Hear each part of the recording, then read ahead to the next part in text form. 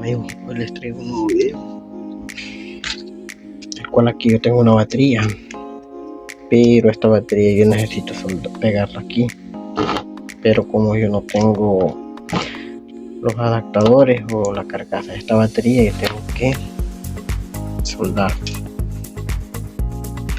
Bueno, les vamos a enseñar cómo vamos a hacer una soldadura de punto para poder soldar esta laminilla de níquel. Bueno, esta yo la reciclé de una lámina de zinc, la corté, aquí la pueden ver. Para hacer el procedimiento de soldadura de punto, lo que ocuparemos es una batería de 12 voltios a 7 amperios. Conectamos los cables número 12. Disculpa, este es cable número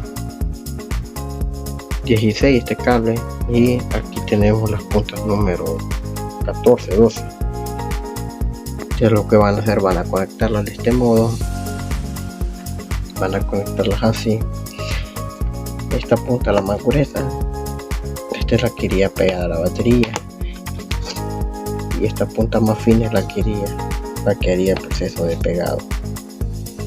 Bueno, vamos a proceder y a probar para que vean cómo queda. Bueno, aquí ya tengo una hecha, la pueden ver.